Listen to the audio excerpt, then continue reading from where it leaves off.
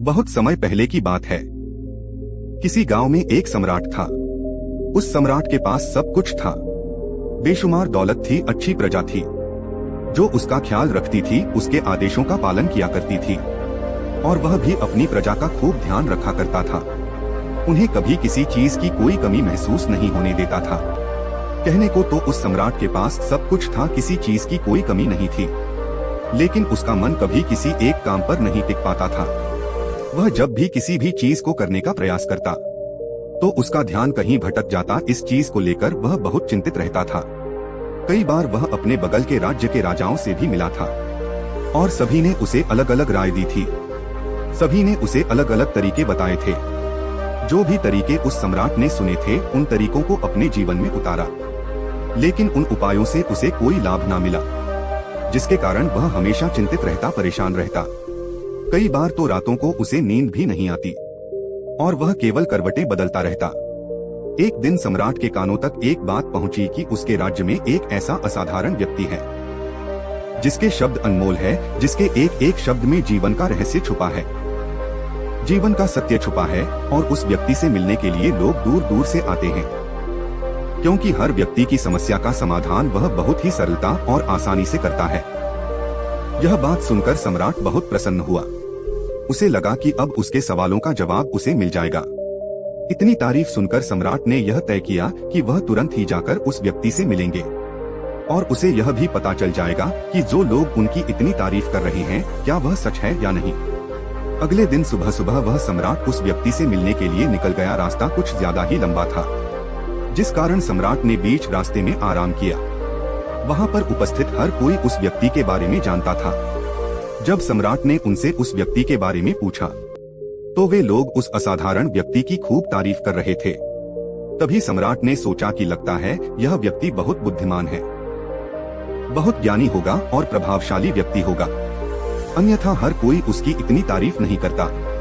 जरूर ही उस व्यक्ति में ऐसी कोई बात अवश्य है जिसके कारण हर कोई उन्हें जानता है और उनकी तारीफ कर रहा है। उस व्यक्ति की तारीफ सुनकर सम्राट के मन में उस व्यक्ति से मिलने की उत्सुकता और अधिक हो गई। अब वह सम्राट जल्द से जल्द उस व्यक्ति से मिलना चाहता था, जिसके कारण वह आगे का सफर तय करना शुरू कर देता है।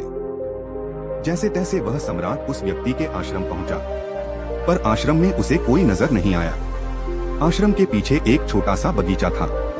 जब सम्राट वहां पहुंचा तो उसने देखा कि एक माली बगीचे में काम कर रहा था। उसका पूरा शरीर मिट्टी से लथपथ, पैरों में कोई चप्पल नहीं थी। इसको देखकर सम्राट ने माली से कहा, सुनिए महोदय, इस आश्रम के मालिक कहाँ हैं? मैं उनसे मिलने आया। इस पर वह माली जवाब देते हुए कहता है, श्रीमान आप अंदर बैठिए, मैं उन्हें बुलाता हूँ, वह जल्द ही आपसे मिलेंगे।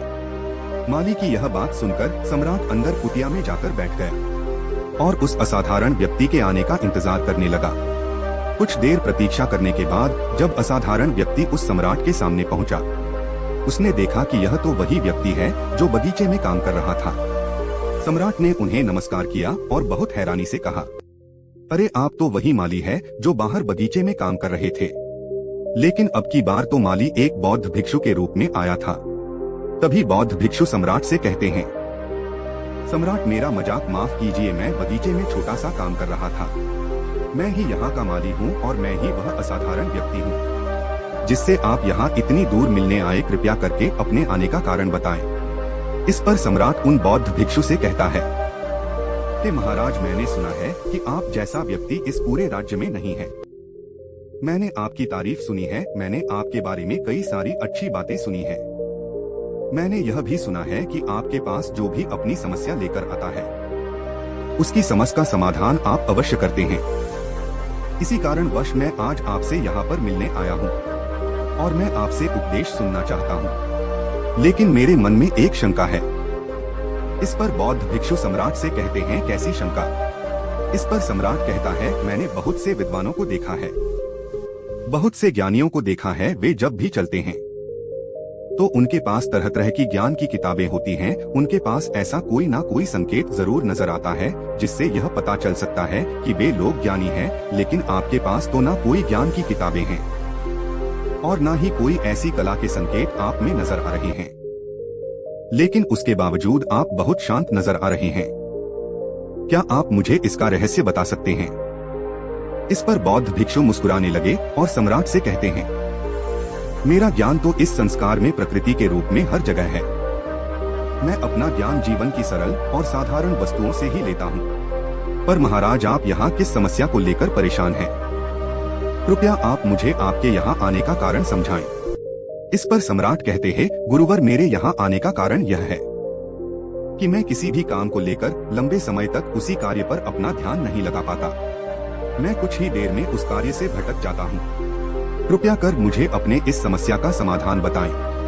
मैं इस बात से काफी चिंतित हूँ। बौद्ध भिक्षु ने सम्राट की चिंता को समझकर कहा, महाराज, आपकी समस्या मुझे समझ आ गई है। आप जिस कार्य पर ध्यान नहीं लगा पा रहे, उसके लिए मैं आपको एक उपाय बता सकता हूँ, लेकिन आज आपको देर हो चुकी है। आप मुझे कल सुबह मिलिए। कल सुबह का समय ठीक रहेगा। कल सुबह जब आप मुझसे मिलेंगे तो मैं आपके सभी सवालों का जवाब आपको दे दूंगा। यह कहकर बौद्ध भिक्षु वापस अपने बगीचे में लौट गए और वह सम्राट भी वापस अपने महल लौट गया। लेकिन सम्राट को रात भर नींद नहीं आई। वह बस यही सोच में लगा था कि आखिर बौद्ध भिक्षु मुझे क्या बताने वाले हैं। वह तो मुझे एक साधारण से माली नजर आ रहे हैं, लेकिन जिस तरह से उनका मन शांत था, जिस तरह से वह शांत नजर आ रहे थे, यह बहुत आश्चर्य करने वाली बात है। रात भर सम्राट इन्हीं ख्यालों में खोया रहा। अगले दिन सुबह सूरज निकलने से ठीक पहले सम्राट उस आश्रम पर वापस पहुंचा। वहां पर बौद्ध भिक्षु पहले से ही उपस्थित थे। जैसे ही सम्राट वहां पहुंचा, उन बौद्ध भिक्षु ने एक पानी का छोटा सा जग उस सम्राट के हाथ में थमा हुए कहते हैं, इसे लीजिए और पौधों पर धीरे धीरे पानी डालिए। और ऐसा करते करते यह आपके सामने पूरे 15 पौधे हैं। इन सभी पर आपको इसी प्रकार पानी डालते चले जाना है।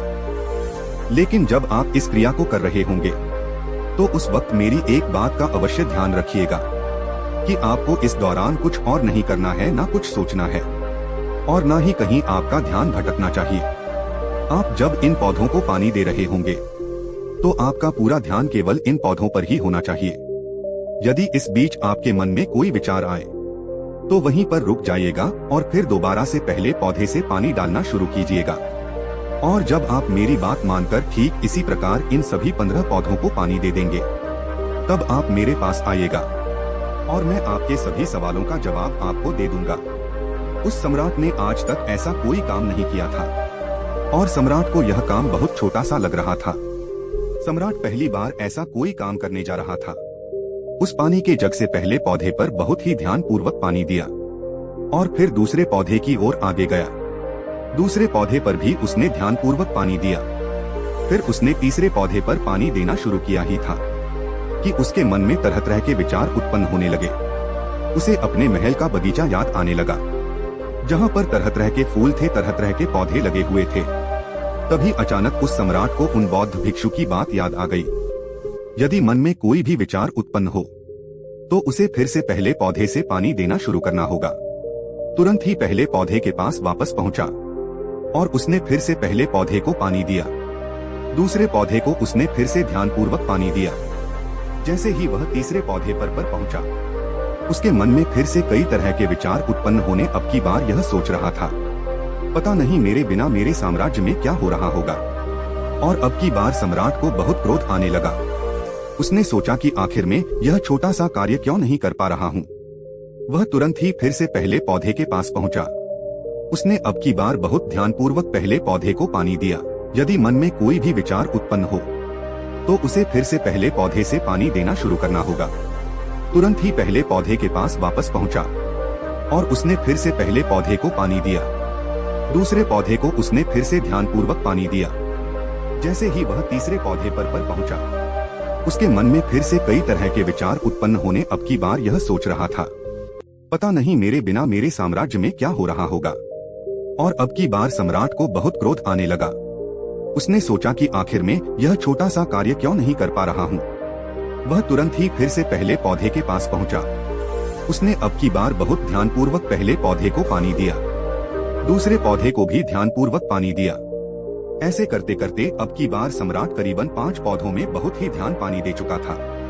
लेकिन अब की बार जैसे ही उसने छठे पौधे पर पानी देना शुरू किया, उस पानी को देखकर सम्राट के मन में नदी के विचार उत्पन्न होने लगे और सम्राट अब बहुत परेशान हो चुका था। जितनी बार वह पौधों को पानी देने का प्रयास करता है, हर बार वह असफल हो जाता, उसका मन उतना ही ज्यादा व्याकुल होता जाता और वह खुद पर क्रोधित हो जाता है।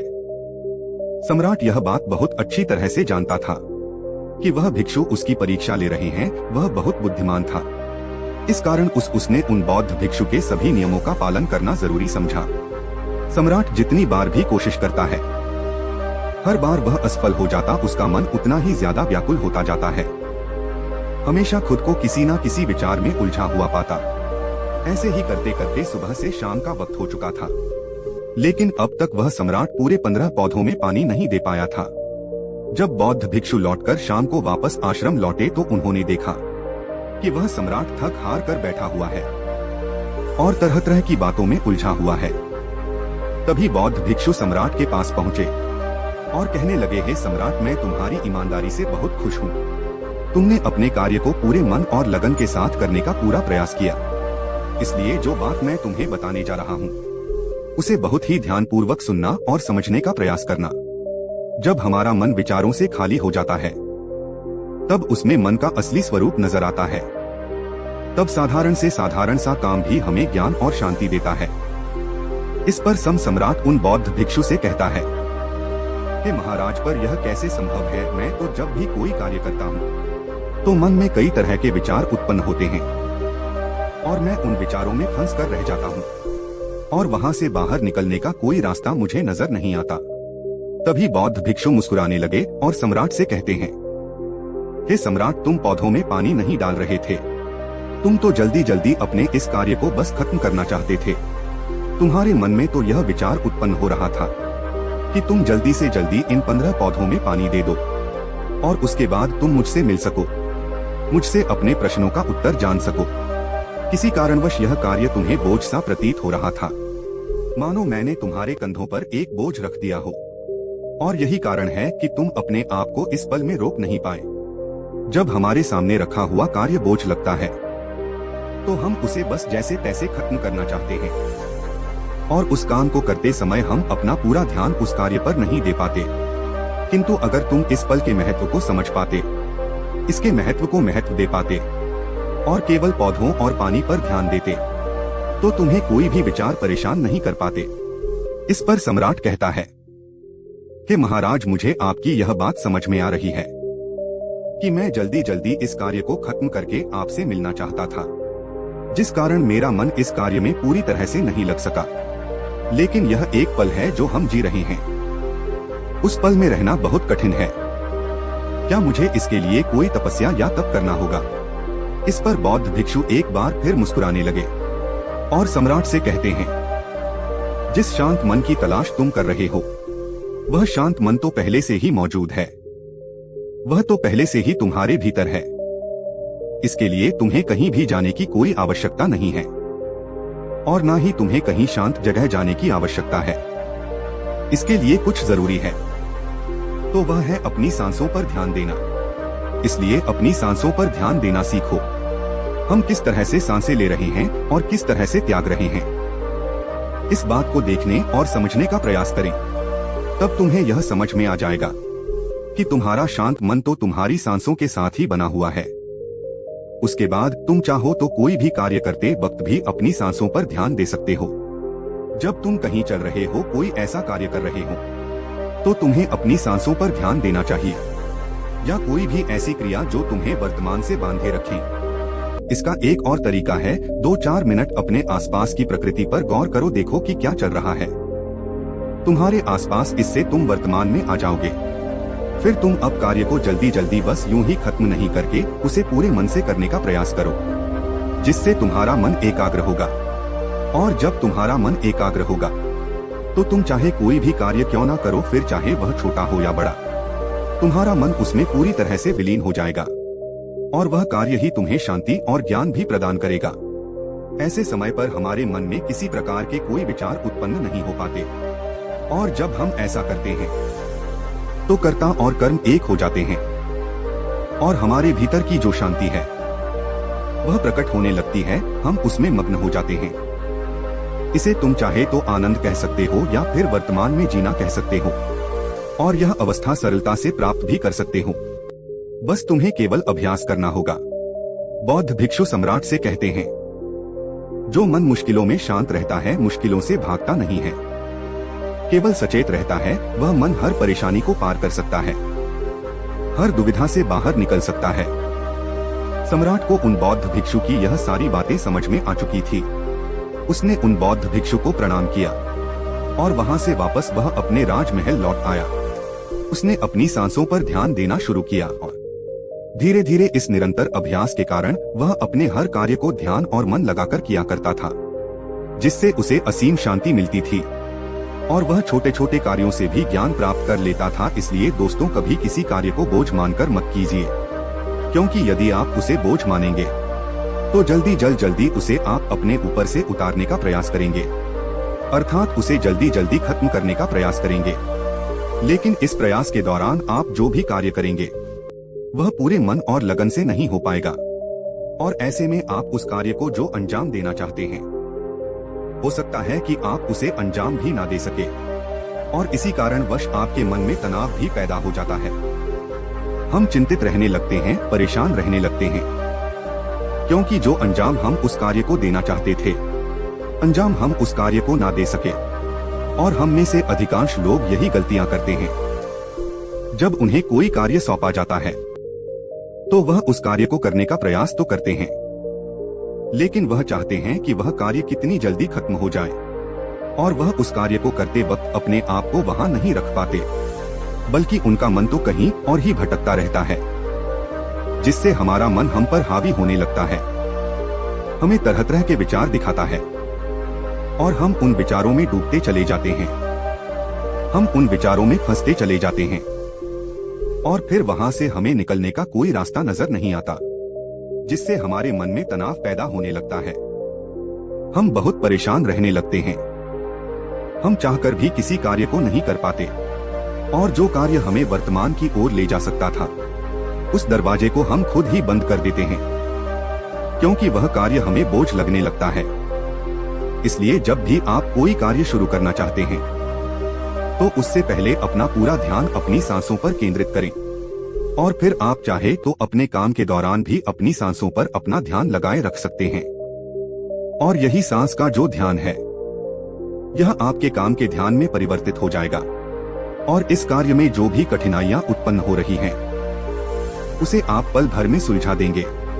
फिर चाहे कैसी भी विपरीत परिस्थितियां आपके सामने क्यों न आ जाए, आप उस कार्य को पूरे मन और लगन के साथ पूरा करके ही रहेंगे।